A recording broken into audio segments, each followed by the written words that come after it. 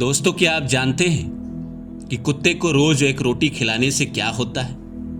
एक रोटी अगर रोज कुत्ते को खिलाते हैं तो जिंदगी में क्या क्या चमत्कार होता है। इस वीडियो में हम 10 चमत्कार के बारे में बात करेंगे कि कोई भी इंसान अगर कुत्ते को रोज रोटी खिलाता है तो उसके जिंदगी में 10 चमत्कार क्या होते हैं। तो आप मेरे साथ बने रहिए और मेरे चैनल को सब्सक्राइब कर दीजिए।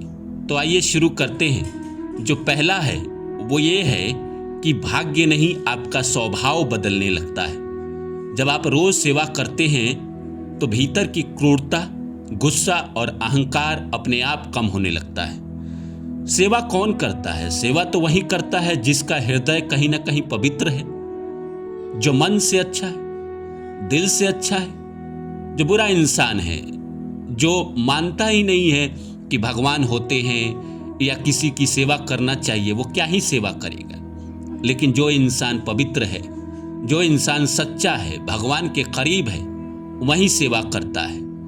तो इसीलिए जो इंसान रोज सेवा करता है उसके अंदर से ये सारे अवगुण, जो ये क्रूरता है, गुस्सा है, अहंकार है, अपने आप कम होने लगते हैं। दूसरा है, जो काम अटक जाते थे वो अचानक सरल लगने लगते हैं। बिना समझे ही जीवन में रुकावट कम, रास्ते साफ होने लगते हैं। कोई भी इंसान अपनी जिंदगी में कुत्ते को रोज एक रोटी खिलाता है तो उसके जिंदगी से जो भी उसकी रुकावट है वो कम होने लगता है। उसके जो रास्ते हैं जिंदगी में वो आसान होने लगते हैं। कई बार तो हमें जिंदगी में यही समझ में नहीं आता है कि हमें करना क्या है, हमारा रास्ता क्या है।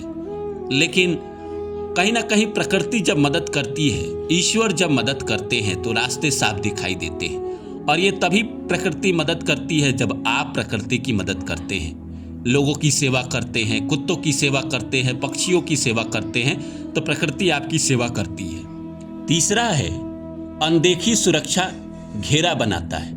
कई लोग अनुभव करते हैं कि दुर्घटना, झगड़ा या बड़ा नुकसान आखिरी समय पे टल जाता है। जैसे कहीं आपकी कोई लड़ाई हुई और आपको लगा कि मैं अब क्या ही करूं, मैं फंस गया हूं। उसी समय अचानक कोई आपका दोस्त या कोई वहां पे आ गया जिसने उस मामले को आसानी से सुलझा दिया। कभी आप कहीं जाने वाले हैं, ट्रेन पकड़ने वाले हैं या बस पकड़ने वाले हैं और अचानक आखिरी मोड़ पे आपके साथ ऐसा हुआ कि आप नहीं गए और बाद में पता चला कि उस गाड़ी का एक्सीडेंट हुआ। तो कहीं ना कहीं आपके ऊपर एक अनदेखी सुरक्षा आ जाती है जो आपको जिंदगी के हर मोड़ पे बचाती है, हर जगह बचाती है। आपको वहां जाने ही नहीं देगी जहां पे आपके साथ खतरा होना हो। जैसे हवाई जहाज एक्सीडेंट हुआ था तो उसमें कुछ लोग हवाई जहाज पे चढ़ने वाले थे और उनका छूट गया था। तो ऐसी चीज़ें उन्हीं लोगों के साथ होती है जो कहीं ना कहीं प्रकृति जिसके ऊपर मेहरबान होती है। और प्रकृति किसके ऊपर मेहरबान होगी? जो कहीं ना कहीं प्रकृति के भेजे हुए जीवों की सेवा करता है, लोगों की सेवा करता है। तो इसीलिए अपनी जिंदगी में अगर आप रोज कुत्ते को रोटी खिला रहे हैं तो अनदेखी सुरक्षा आपका घेरा बनाती है। जो चौथा है, जिसका साथ कोई नहीं उसका साथ देने का पुण्य।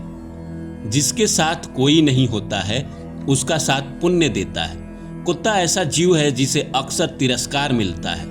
ऐसे जीव की सेवा सबसे भारी पुण्य मानी जाती है।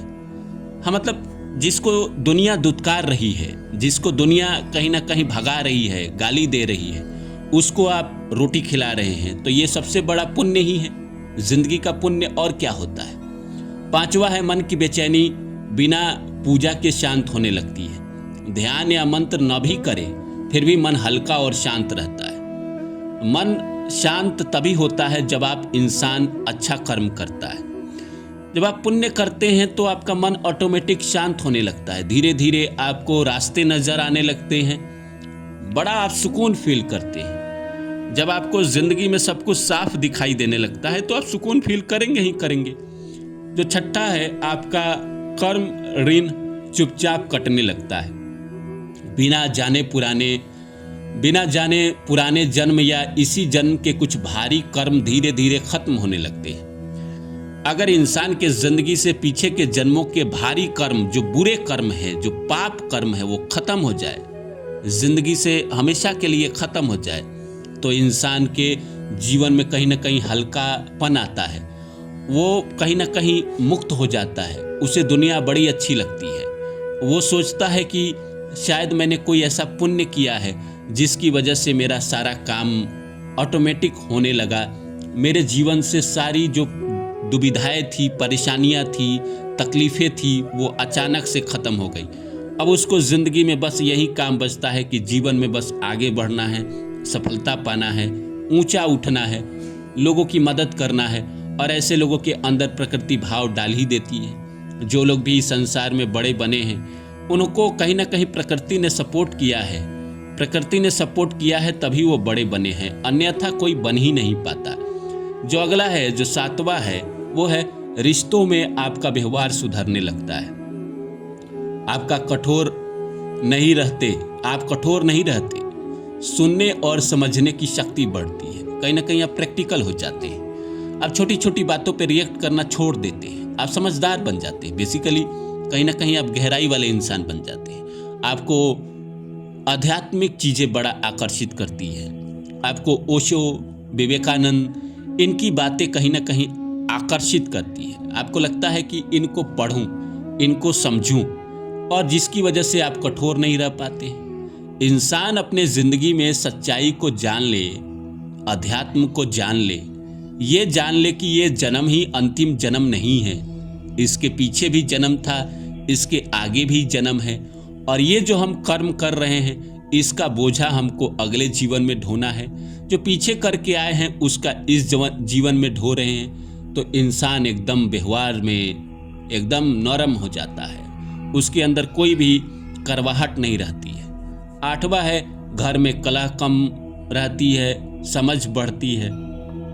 सिर्फ आपके ऊपर असर नहीं करता है, आपके दरवाजे पे कुत्ता आ रहा है, आप रोटी खिला रहे हैं, तो सिर्फ आपके ऊपर थोड़ी असर करेगा, जो खिला रहा है उसके ऊपर ज़्यादा करेगा। लेकिन जो परिवार के लोग हैं, जो कहीं ना छोटी छोटी बातों पे तू मैं बहुत किया करते थे, उनके अंदर भी कहीं ना कहीं मानवता आएगी, उनके अंदर भी दया भाव आएगी, उनके अंदर भी समझ बढ़ेगी।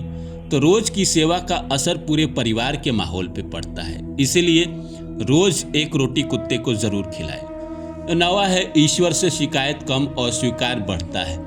मेरे साथ ही क्यों की जगह जो ठीक हुआ वाला भाव आता है। इंसान सोचने लगता है कि जो आज हुआ अच्छा हुआ, जो होने वाला है वो अच्छा होने वाला है। उसके अंदर मैंने कहा ना, आध्यात्मिक विकास बढ़ने लगती है। जब इंसान के अंदर आध्यात्मिक विकास बढ़ने लगती है तो उसके अंदर एक्सेप्टेंस आ जाती है। वो स्वीकार कर लेता है कि हाँ, जो मुझे मिला वो ऐसा ही था, मेरा भाग्य इतना ही था।